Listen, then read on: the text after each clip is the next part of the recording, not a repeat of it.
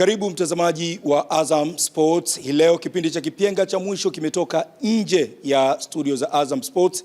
Tuko hapa Korogwe ambapo mchezo wa soka ni moja kati ya mchezo mkubwa ambao unafanyika hapa na una wadau wengi ambao wanaufuatilia, lakini kubwa zaidi kuna ligi ambayo inaendelea hapa katika mkoa huu, ligi ambayo ni ya Njama Amani Cup. Ligi hii ambayo imeanza muda sio mrefu, lakini kuna mambo mbalimbali ya kuweza kukumbushana na kuelezana, kwani mchezo wa soka ni mchezo ambao huwa una furaha, lakini pia huwa una utani, lakini pia huwa una changamoto mbalimbali kutokana na sintofahamu ya kutokuelewa sheria za soka. Lakini hii leo kipindi cha kipenga cha mwisho kiko hapa kwa ajili ya kuweza kufundisha na kuelezea sheria mbalimbali. Siku zote huwa kinaongozwa na Osman Kazi ambaye pia ndio atakuwa mwongozaji mkuu wa darasa hili ambalo linaendelea hapa. Kama ambavyo unafahamu, mchezo wa soka kila mtu huwa anatafsiri jambo lake vile ambavyo huwa anaweza, na wengi wetu huwa tunatafsiri matukio kwa hisia, lakini hii leo hisia zile ambazo huwa tunatafsiri siku zote tunakutana na wataalamu ambao wanafahamu sheria na kanuni za mchezo wa soka na kutuelekeza ni namna gani tunaweza kuzitambua hizi sheria na matukio ambayo tulikuwa tunayaelewa tofauti. Hii leo utapata fursa ya kuyaelewa vizuri, kwa nini hivi ilikuwa sahihi, kwa nini hapa mwamuzi alikosea, kwa nini hapa mwamuzi alikuwa sahihi. Mimi ni Mohamed, lakini moja kwa moja ni kuunganishe na Osman Kazi akiwa na jopo lake la wataalamu waweze kutueleza mambo mbalimbali. Lakini bila kusahau hapa ukumbini tuna makocha wengi ambao wanaziongoza timu ambao zinashiriki Njama Cup, lakini pia kuna manahodha na wadau mbalimbali wa michezo wameweza kufika hapa. Osman, karibu, ni kuachie darasa hili uweze kutoa faida kwa sisi wengi ambao huwa tunaangalia mpira na kuushabikia kwa level ya kawaida, lakini hii leo tupe faida ya kisheria. Mohamed, nianze tu kwa kusema kwamba leo na nguvu sana kwa sababu nipo nyumbani. Watu walikuwa wanasema Osman Kazi anatokea Arusha. Mimi hii ndo chimbuko langu, mimi nimezaliwa hapa Manundu, Korogwe, na kwangu ni faraja kurudi nyumbani. Upendi kurudi nyumbani, Sheikh? Ni jambo la kheri, kila mmoja anataka kufika nyumbani kwao kwenye asili yake.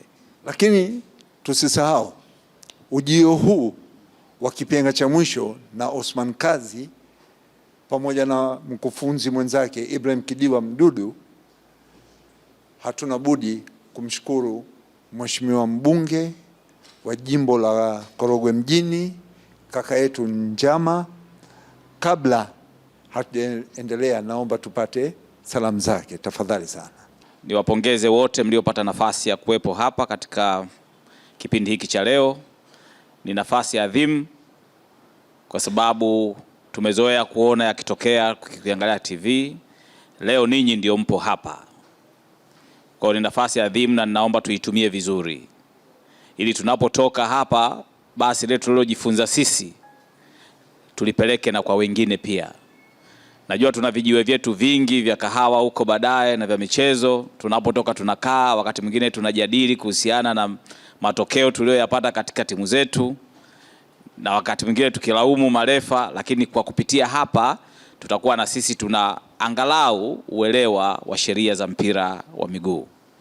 Kwa hiyo niwaombe mshiriki kikamilifu, kuweni wachangiaji wazuri, kuweni huru kuuliza maswali mengi inavyowezekana, kwa sababu kupitia uelewa wenu ligi yetu inaenda kuwa nzuri zaidi na ufanisi wa ligi yetu inaenda kuwa mzuri zaidi. Baada ya kusema hayo, niwaombe usikivu mzuri, umakini wa kusikiliza, ushiriki katika kipindi chetu kwa maswali ambayo yanakwenda kujenga na yanayolenga kujifunza zaidi. Asanteni sana na Mungu awabariki katika mafundisho haya. Asante sana Mheshimiwa mbunge.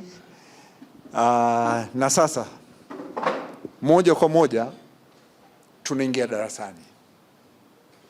Darasa pekee ambayo inapatikana Afrika Mashariki na Kati, naweza nikasema, ambayo inatoa elimu juu ya sheria za soka.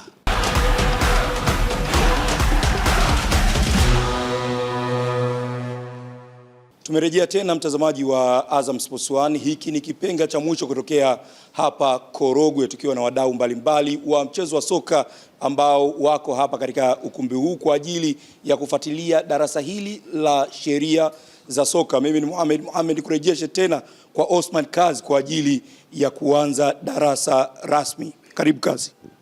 Mchezo wa mpira wa miguu kweli una sheria 17, lakini 90% ya mchezo wa mpira wa miguu unatizama sheria namba 11 na 12. Labda nianze kwa kuuliza jambo moja. Mpira wa miguu una sheria ngapi? Mpira wa miguu una sheria ngapi?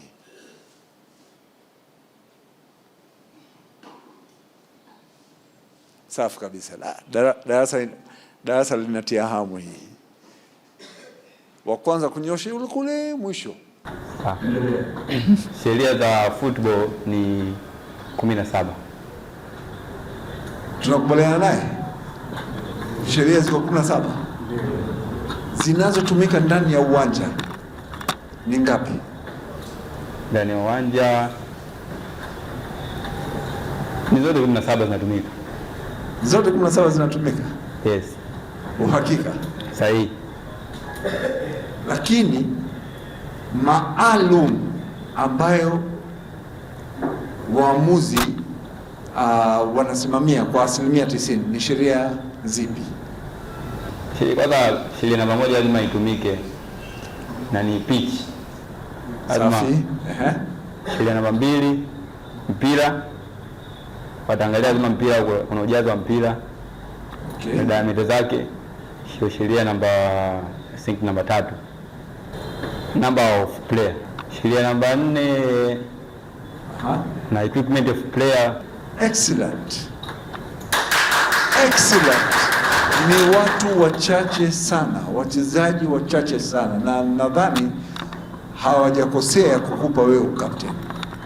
Hongera sana. Mchezo wa mpira wa miguu kweli una sheria 17, lakini 90% ya mchezo wa mpira wa miguu unatizama sheria namba 11 na 12. Naomba nipate mshiriki mwingine atakaye niambia sheria namba 11 ni ipi na sheria namba 12 ni ipi. Naitwa Godfrey Patrick, ni kocha Msambiazi United. Sheria namba 11 ni offside, namba 12 ni fouls and misconduct. Bana wewe unajua kwa sababu 12 haipo hapo. Kweli kabisa. Sheria namba 11 inazungumzia offside. Sasa kipindi hichi tunaenda kuangaza sheria namba 11, na katika kuangaza hiyo sheria naomba nimkaribishe mkufunzi mwenzangu hapa Ibrahim Kidiwa Mdudu. Karibu sana.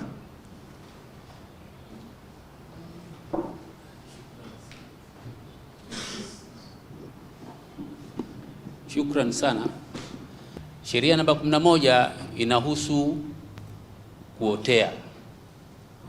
Wanasema sio kosa mchezaji kuwepo katika nafasi ya kuotea, ila kosa lake litakuwa endapo ataingilia mchezo, atamwingilia mpinzani au atafaidika kwa kuwepo kwenye nafasi ya kuotea. Sawa? Kwa hiyo tutaonyeshwa picha hapa, ipi ameingilia mchezo, ipi amefaidika kwa kuwepo kwenye nafasi ya kuotea, na ipi amemwingilia mpinzani wake. Umemsikia Kidiwa alichokisema, au sivyo? Mchezaji kuwa kwenye nafasi ya kuotea sio kosa. Tunakubaliana mpaka hapa? Mchezaji akiwa kwenye nafasi ya kuotea sio kosa. Labda ndio nani yao, ndio formation yao, kwamba tutamsimamisha mtu mmoja yeye kila mara awe kwenye nafasi ya kuotea, kwa sababu kuna defender labda anaweza akaghaflika akaenda kumkaba huyo mchezaji ambaye aliwekwa pale mahususi akae kwenye nafasi ya kuotea, ili eneo la kukimbia kwa washambuliaji iongezeke. Hata sheria ndivyo inavyotuelekeza. It is not an offense to be in an offside position. Sio kosa. A player is in an offside position if mchezaji yuko kwenye nafasi ya kuotea endapo any part of the head, body or feet, eneo lolote la kichwa, mwili na mguu zipo kwenye nusu ya wapinzani. Nikisema nusu ya wapinzani, ninaeleweka? Nusu ya wapinzani. Nusu ya wapinzani inaanzia wapi? Nusu ya wapinzani inaanzia wapi jamani? Tuanzie hapo kwanza. Kwa majina naitwa Omari J. Chambo. Tunapokuja kuongelea kuhusu swala la kisema kwamba mchezaji wa timu ambayo ya upinzani kwamba tunahesabu vipi nusu ya, manake tunaangalia mtu wa mwisho ambaye tuseme ni beki anasimama, manake kwamba yule ndio anahesabu mstari wa mwisho. Manake kama mchezaji ambao mshambuliaji atakuwa Chambo, mimi nimeuliza nusu ya wapinzani inaanzia wapi? Inaanzia kwa mchezaji wa mwisho au sure. No, katikati ya mstari, yani katikati ya mstari, manake kianzi mstari wa katikati ya uwanja. Mtu akiwa kuanzia mstari wa katikati ya uwanja, kuanzia pale kurudi huku nyuma tuhesabu kama offside. Akivuka mstari ndio tunaanza kuhesabu offside. Akirudi nyuma una maana kwenye nusu yake. Au sivyo? Ndio. Haya, akirudi nyuma kwenye nusu yake pale, hata kama hakuna mpinzani hata mmoja mbele yake, humhukumu offside. Maana yake hapo hamna offside. Offside inaanzia wapi? Offside inaanzia kwamba tunaanza kuhesabu kama mchezaji mshambuliaji au mchezaji yoyote wa timu ambayo ni opponent inayoshambulia akiwa amevuka mstari wa katikati. Excellent. Hapo asante. Ukishavuka tu mara ya kwanza, unapovuka tu ule mstari wa katikati, ndio tunaanza kukuhukumu kwenye nafasi ya kuotea, endapo hautokuwa na wapinzani wawili na mpira mbele yako. Umpe huyu mheshimiwa hapa atuambie. Kwa jina naitwa Lazaro Julius Chema. Kuotea unaanza nusu ya mstari. Ukivuka mstari kama unaenda kwenye timu pinzani umeotea. Nusu ya mstari, nusu ya uwanja. Nusu ya uwanja ya mstari. Sheria ndio inatuambia hivyo. Sio nusu ya mstari, nusu ya uwanja. Sasa naomba tuangalie mifano ambayo tumeandaa. Kwanza tuelewe mchezaji atakuwa katika nafasi ya kuotea wakati gani. Mchezaji atakuwa katika nafasi ya kuotea endapo atakuwa karibu na mstari wa goli. Endapo mchezaji atakuwa karibu na mstari wa goli kuliko mpinzani wake wa pili na kuliko mpira. Yaani yule mchezaji ambaye yuko katika nafasi ya kuotea, yuko mbele kabisa, atakuwa yeye ndio yuko karibu na ule mstari kuliko mpinzani wake wa pili, kuliko na mpira, au kuliko wapinzani wake wawili. Tunamwona huyo. Hiyo ni kwa sababu gani? Alikuwa karibu na mstari wa goli kuliko mpinzani wake wa pili, na wakati huo amepokea mpira kutoka kwa timu mwenzake yani. Sawa jamani? Kwa hiyo ndio tunaisema yeye yani sehemu ya pale kunasema kichwa, mwili, mguu. Kwa hiyo kuna sehemu ya mwili, miguu yake ilikuwa iko mbele kuliko, kama hapo tunapoona huo mstari wenyewe unatuonyesha kwamba huyu yuko mbele kuliko mpinzani wake. Kwa hiyo sasa hapo ndio ameingilia huo mchezo. Kwa hiyo atahukumiwa kwa kosa la kuotea. Sawa sawa.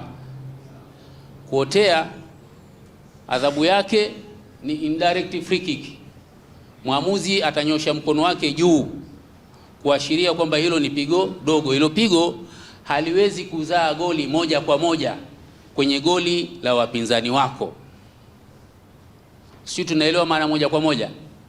Mpira utakapokuwa umewekwa pale pap, ukapigwa moja kwa moja, ukuguswa na mtu yoyote ukaingia goli kule, litakuwa sio goli.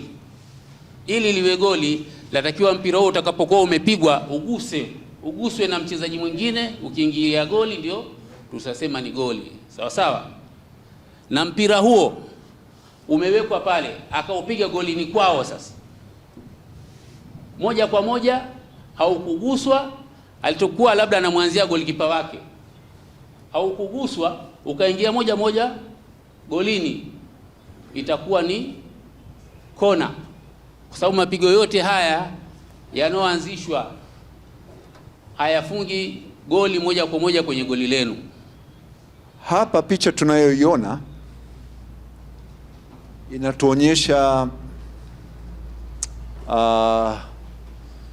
timu yenye jezi ya blue wanashambulia. Sawa? Kwenye kushambulia kuna mchezaji wa timu inayoshambulia amesimama ndani ya goal area. Nikisema ndani ya goal area, nani anaelewa?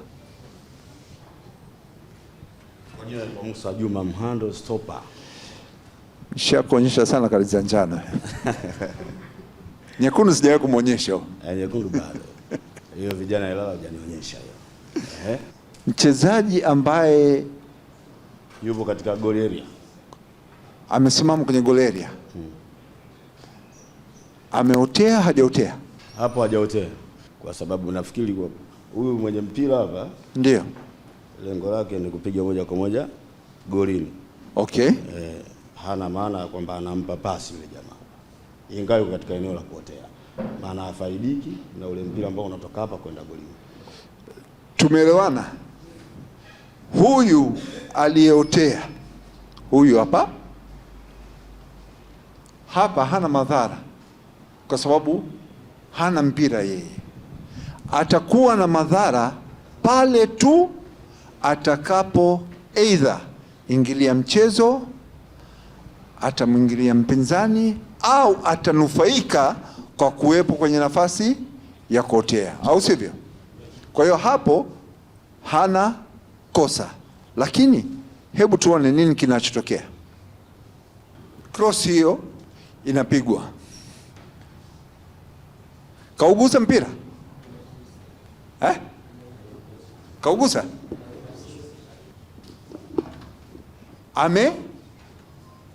amejishughulisha, hajaugusa mpira.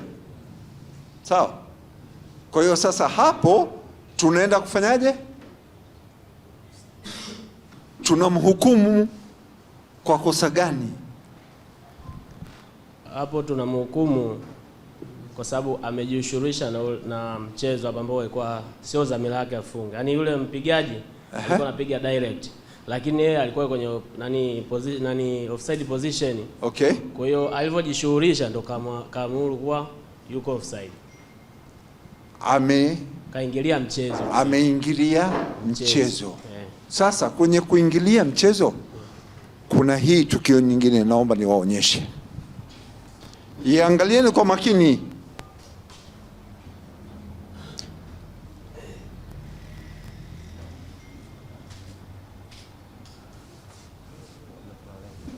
Mchezaji ambaye alikuwa kwenye nafasi ya kuotea, namzungumzia Fabrice Ngoma. Wakati mpira unapigwa kichwa na Kibu Dennis, Fabrice Ngoma alikuwa tayari yuko karibu zaidi na mstari wa goli la wapinzani kuliko wapinzani wawili na mpira, au sivyo? Alikuwa amesimama karibu kabisa na goal post pale. Sawa? Kwa hiyo hii ndiyo maana ya kusema amenufaika kwa kuwepo kwenye nafasi ya kuotea. Tuangalie nyingine. Angalieni hii vizuri.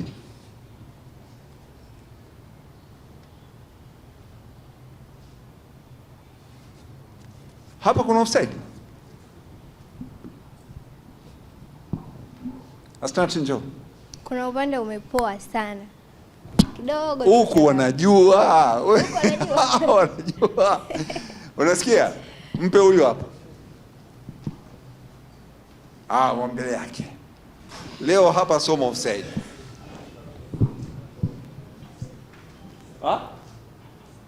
Nani aliyeotea hapo? Na kwa nini anahukumiwa? Hapo ni offside hapo. Nani kaotea?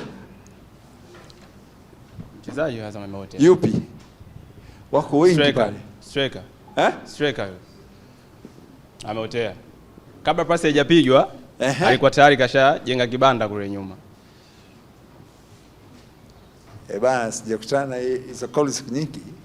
Kafanyaje kajenga kibanda? Mapema sana. Umeona kabla pasi haijatoka kule, yeye alikuwa tayari kashaka muda mrefu sana kabla hata pasi haijaenda pale. Sio, umeelewa? Kwa hiyo hapa unamzungumzia Kitambala. Au sivyo? Ndio. Anatoka kwenye nafasi ya kuotea, anaingilia mchezo. Au sivyo? Kwa hiyo hapo ndipo tunaposema kwamba amenufaika kwa kuwepo kwenye nafasi ya kuotea. Wakati mpira unapotoka kwa mwenzako, wewe kama ulikuwa kwenye nafasi ya kuotea ukaufata, hata kama ukawapita wachezaji wote alafu ukaenda ukaupokea nyuma yao, bado tutakuhukumu kwamba ulikuwa umeotea. Naam. Nimeeleweka hapo? Yeah. Naomba swali. Naomba mwenye swali. Naitwa Atibu Mashaka Fabiani. Unaitwa? Atibu Mashaka Fabiani.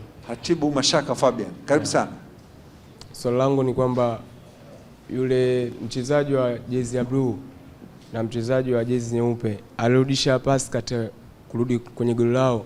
Je, ni yule mwenye jezi nyeupe ama blue? Kama itakuwa ni yule mwenye jezi ya blue basi sio offside. Umemsikia vizuri? Nimemsikia, ataka kujua nani mshambuliaji, nani mzuiaji. Si ndivyo bwana? Katika hao wawili hao. Hao wawili wale kabana. Sio hapa cha muhimu jezi. Jezi. Mwenye hiyo jezi ya blue kama yeye ndo atakuwa karudisha ile pasi, basi hayupo offside kwa kuwa yeye ndo kapasia.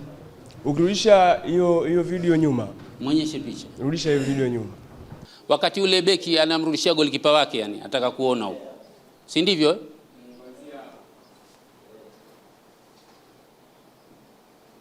Huyo beki kamrudishia golikipa wake hapo. Kipa kaokoa, kapapasi huyo. Tunaingia kwenye darasa ya back pass. Tunaingia kwenye darasa ya back pass. Sisi tunavyohukumu sheria, hatuhukumu kile kitendo ulichokifanya. Tunahukumu dhamira yako. Nini ilikuwa dhamira yako?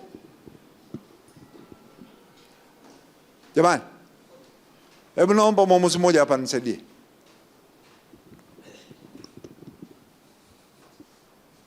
Simama shaibu wangu. Jamani, huyu mwamuzi anaitwa Haruna. Mmoja kati ya waamuzi ambaye nilibahatika kuchezesha naye. Alinipigia bendera Hedaru kwenye mashindano ya shehe wetu Alhaji Kidago.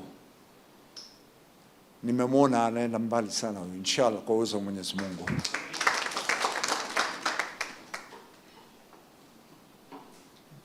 Ni wakati gani tunapoamua kwamba sasa tunaenda kumhukumu huyu mchezaji, huyu mshambuliaji kwa kutoka kwenye nafasi ya kuotea anakuja kuingilia mchezo?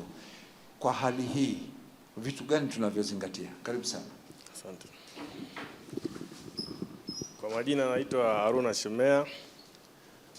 Kwanza nataka nikusaidie ndugu yangu pale, unasema kwamba yule mwenye jezi ya blue ndo amerudisha mpira.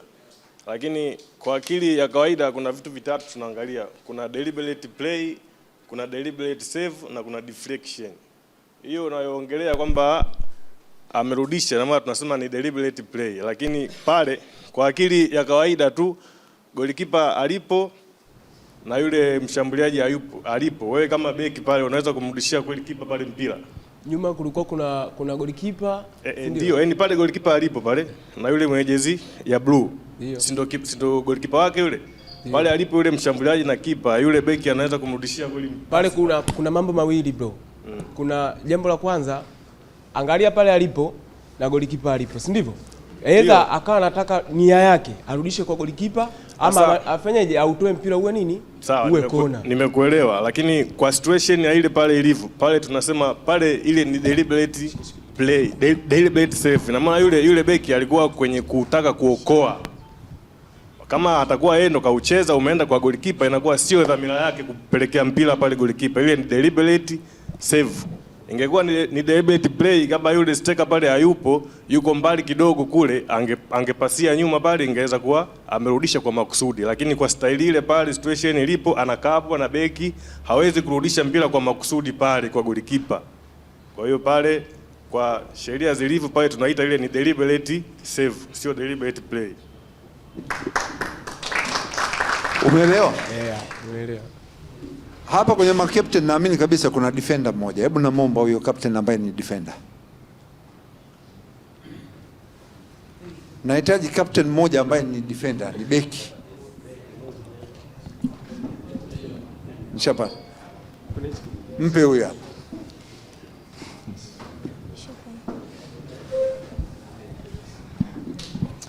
Wewe ndiye huyo defender mwenye jezi ya blue. Ndio. Kwa haraka akili yako hapo inakutuma ufanyeje? Kwa jina naitwa Mohamed Mgunya. Karibu Mohamed Mgunya. Kwa haraka hapo mimi. Yes. Unawaza kitu gani kwenye kichwa chako? Kwanza niseme tu kwamba ule mpira utakujaje? Ulivyokuja pale ulikujaje? Kuokoa kuna aina nyingi. Okay. Inategemea mpira, sababu ule beki amemgeukia kipa, ndio. Nataka nikuongoze kwenye hilo jibu. Ndio. Kwa namna yote hapo ndio. Kuna mmoja anakukaba mguni kwako, alafu upande wa goalkeeper kuna mshambuliaji mwingine hatari yuko pale. Au sivyo? Ndio. Unaweza ukapata wazo kwamba ngoja nimrudishie tena kipa? Hapana. Utawaza kufanyaje? Na uhamisha ule mpira. Utataka kuhamisha uende. Uhamisha, au sivyo? Ndio. Hicho ndicho hata sisi waamuzi tunapoenda kuhukumu huwa tunazingatia. Dhumuni ya huyu mchezaji ilikuwa nini? Back pass au hata kama ule mpira ungekuwa umetoka kwenye mguu wa nani? Kwa sababu kumbuka pale ana mshambuliaji, anamvizia, anamchallenge, alafu upande wa goalkeeper tena kuna mshambuliaji mwingine. Bana, hata mimi peleka mbele. Butua. Au sivyo? Ndio. Nashukuru sana. Mpenzi mtazamaji, tunapitia kutizama sheria namba 11 na kama unavyoona darasa kwa kweli limechangamka mno. Naomba tupate mapumziko mafupi, tukirejea tutakuja kuendelea na sheria namba 11. Asanteni sana.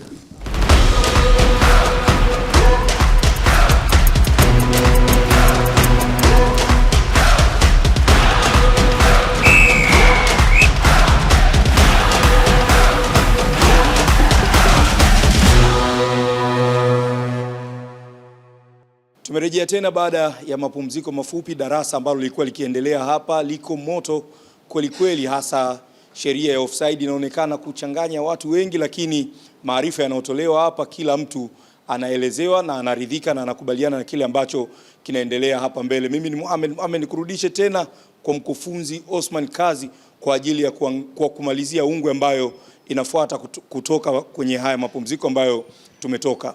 Sheria namba 11 ni moja kati ya sheria ndogo kuliko zote, lakini hakuna sheria inayochanganya watu kama sheria namba 11. Sasa nimetoa darasa, au sivyo? Ndio. Naleta mtihani. Jamani, tuko tayari? Kuna mtihani unakuja hapa. Asante, njoo.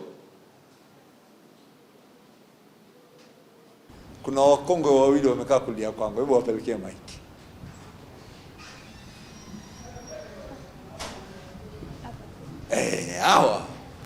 Hawa mimi nawataka hawa.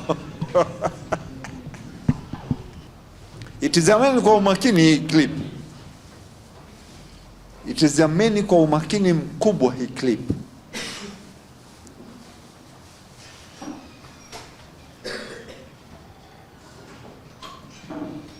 Acha iende.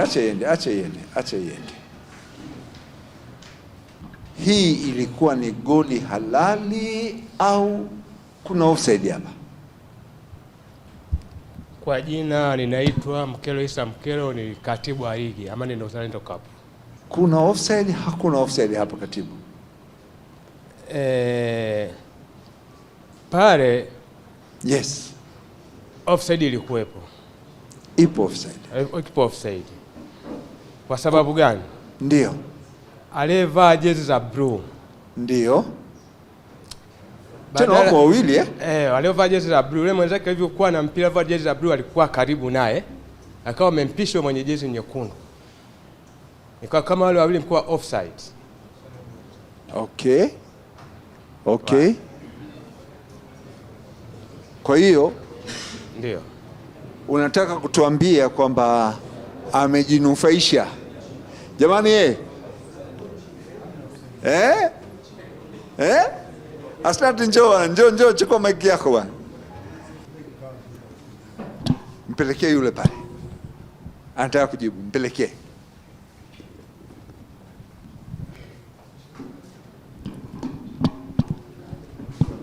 Mimi kwa majina naitwa Jonas Kalage, team captain ya Korogwe. Hapo hakuna offside. Hakuna offside? Hakuna offside. Wako wawili wote wale? Hakuna offside. Kwa sababu hizi. Karibu. Ukiangalia hilo tukio hapo. Ndio. Umeona mchezaji mwenye jezi nyekundu? Defender huyo. Yupi? Huyu hapa. Aliyesimama upande wa huku. Aliyesimama upande wa huku ambaye mguu wake unapita katikati ya miguu yake. Mguu wake mmoja uko ndani ya kisanduku, mwingine uko nje. Alafu muangalie mpigaji wa pasi. Hebu uganishe mpira pale kwenye mguu. Mpigaji wa pasi anatoa pasi mguuni wake. Ikiwa wachezaji wenye jezi ya blue hakuna hata mmoja ambaye yuko kwenye eneo la offside. Hatuwezi tukaita hiyo ni offside. Unasema? Hebu rudia tena tukupate vizuri. Irudishe hapo play. Alafu naomba pale anapougusa ule mpira kuucheza, nigandishie pale pale hapo. Defender ndio mchezaji wa mwisho huku. Huyo hapa. Mwenye jezi nyekundu huyo hapa. Kwa hiyo hapa tunamzungumzia mchezaji huyu hapa. Huyo hapa. Yeye ndio huko. Wakati huo mpigaji wa pasi ndio anapiga mpira. Ukiutazama hapo mpira huko juu tayari ameshaucheza. Mpigaji wa pasi ni huyu hapa. Au sivyo? Hapo tayari ameshaucheza ukiangalia hapo. Ndio, mpira hapo umeshatoka. Mpira umeshatoka. Wakati huo beki yuko, tufanye mpira ndio upo kwenye mguu. Tuseme hivyo kwamba mpira ndio ameugusa unaamka. Wakati huo huyu wa huku bado mchezaji wa jezi ya blue hayupo eneo la offside. Mshambuliaji hayupo eneo la offside. Jezi ya blue huyu hapa. Na mwenzake huyu pembeni.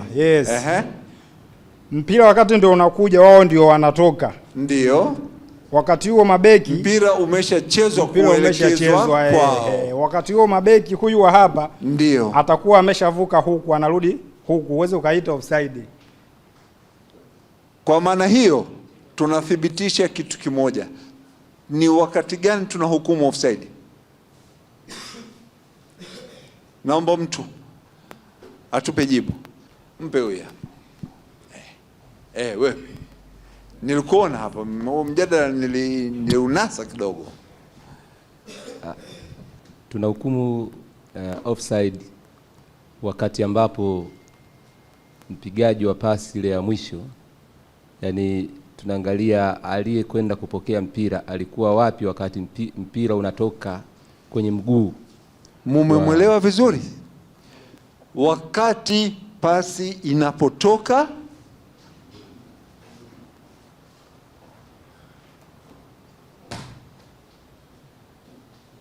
aidha kwa kichwa, kifua, kwa paja au kwa mguu, kupeleka kwa mwenzangu. Kidiwa? Hapa. Kwa hiyo hapa napocheza huu mpira ndio tunaangalia kwamba je, kwa Kidiwa kulikwepo na wapinzani wawili nyuma yake, au sivyo? Safi kabisa. Kwa hiyo tufanye demo ndogo tu hapa. Hebu naomba Chambo njoo. Naomba na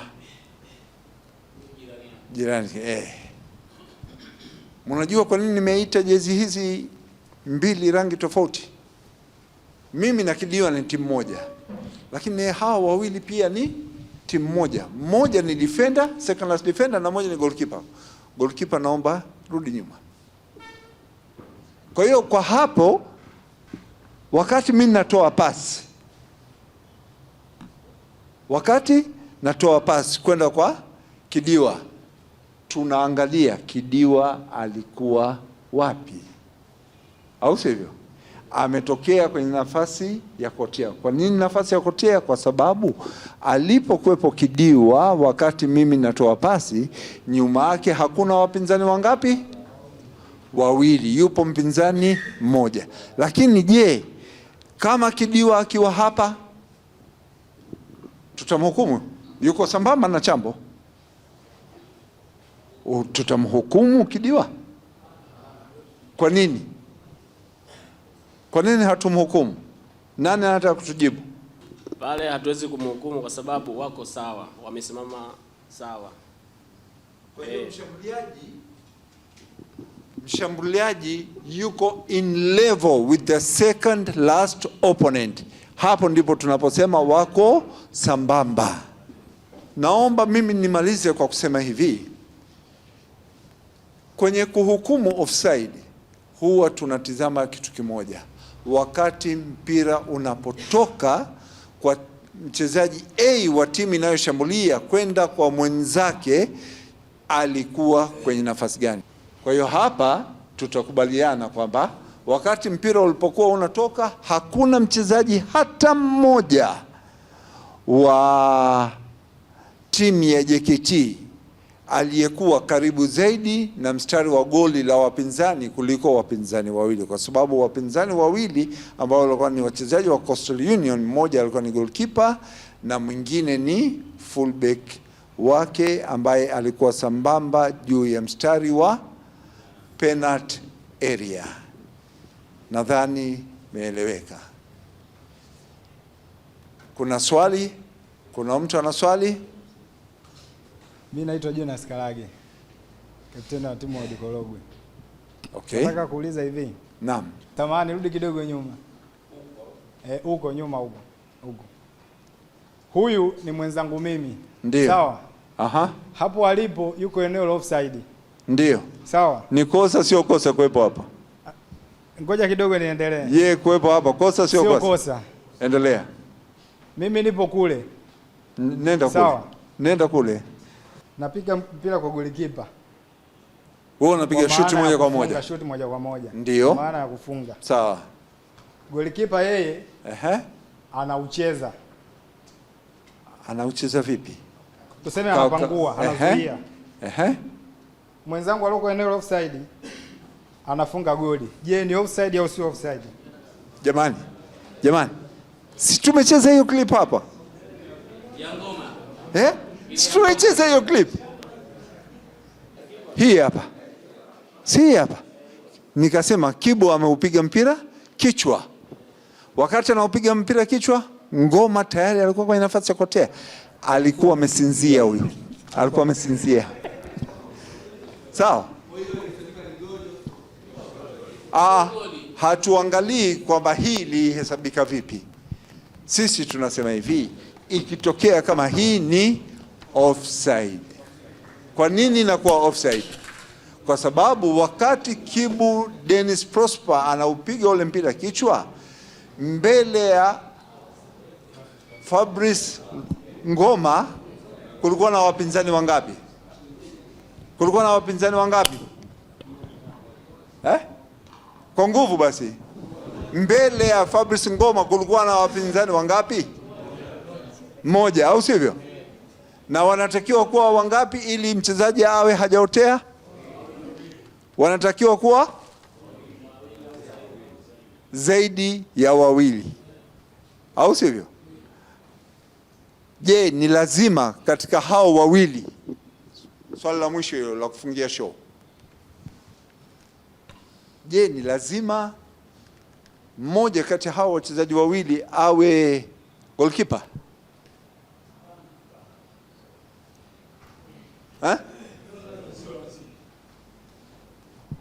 Tuseme kwa mfano hapa,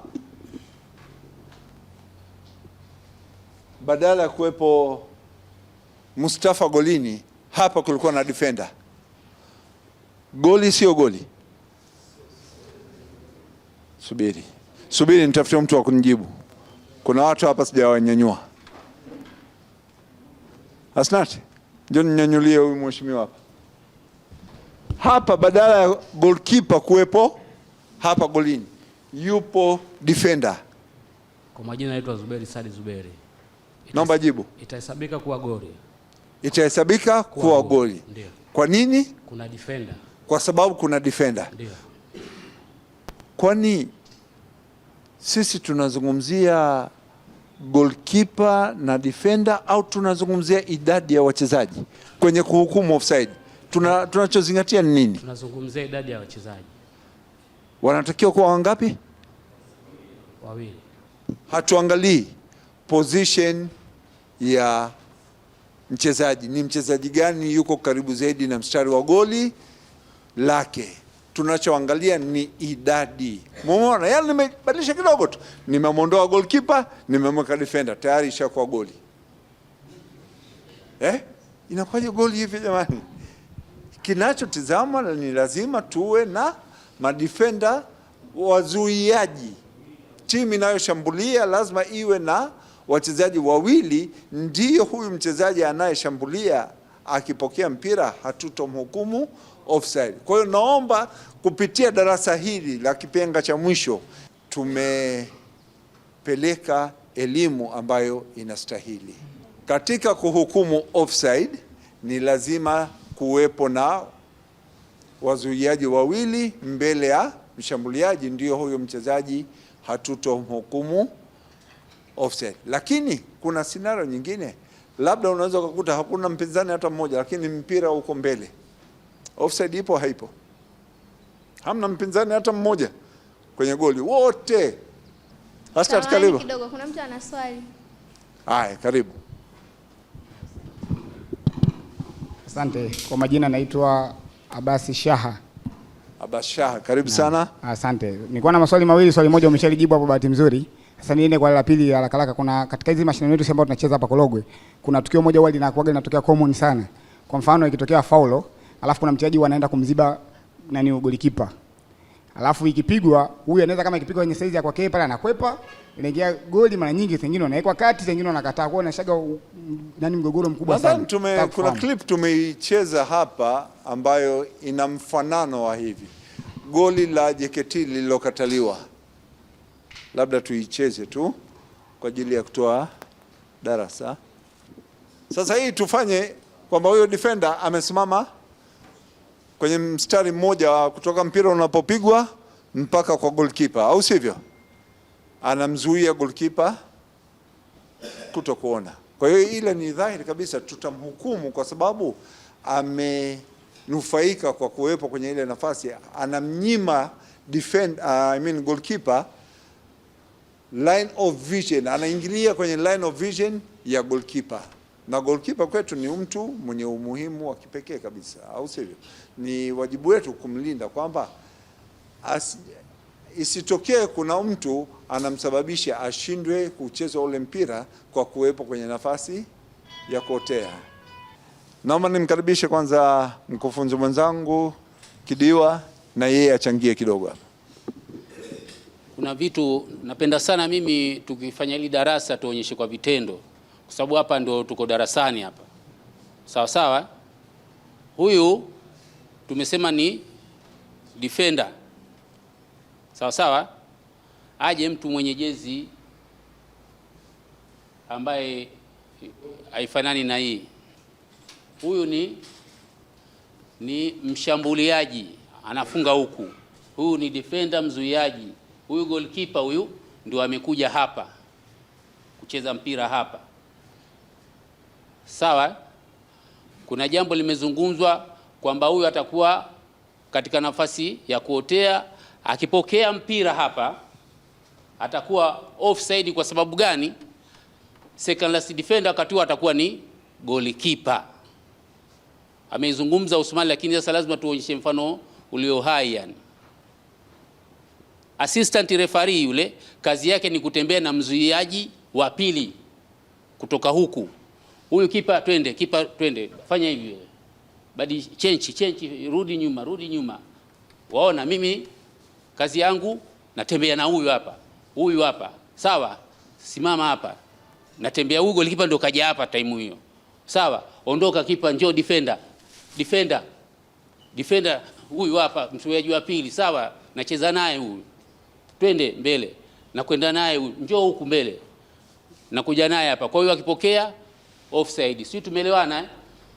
Kingine, kuna mtu yuko katika nafasi ya kuotea. Tumesema kuotea kunaanzia kwenye ile halfway line, ule mstari wa kugawa kiwanja mara mbili ule.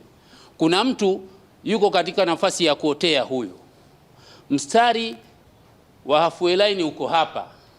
Mpira wakati unapigwa, yeye anatoka huku anakuja kuchukua mpira huku kwao.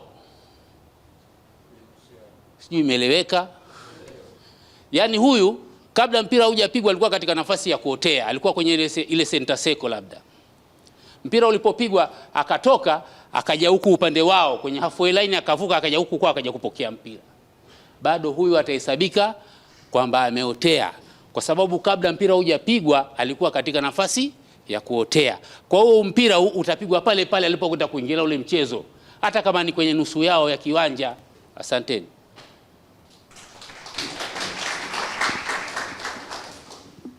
Asante sana Mwalimu Kidiwa, na kwa muktadha huo naomba nichukue fursa hii kuwashukuru sana washiriki wote ambayo tulijumuika pamoja katika darasa hii ya kupitia sheria namba 11, lakini nisisahau Mheshimiwa Njama, kwetu imekuwa ni faraja ya kipekee kabisa. Umekaa na sisi kwa muda wote wa darasa, na naamini kabisa hata hii darasa kupendeza, kwa kweli umefanya jambo kubwa sana.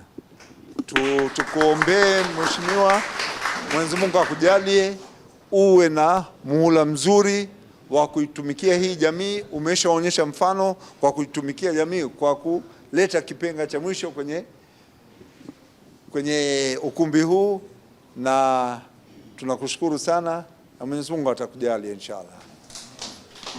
Basi hadi wiki ijayo tena ambayo tunaenda kupitia sheria namba 12, mimi mkufunzi wenu Osman Kazi naomba nimrudishie Mike mwongoza show yetu Mohamed.